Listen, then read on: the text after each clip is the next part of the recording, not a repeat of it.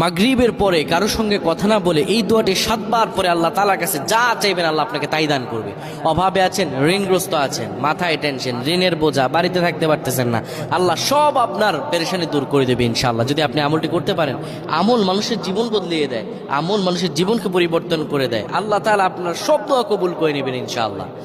মাগরিব নামাজের পরে কিবলামুখী হয়ে থাকবেন, কারো সঙ্গে কথা বলবেন না, কারো সঙ্গে কথা না বলে কিবলামুখী হয়ে আপনি পড়বেন আল্লাহুম্মা আজরিনা মিনান নার, আল্লাহুম্মা আজরিনা মিনান নার, আল্লাহুম্মা আজরিনা মিনান নার।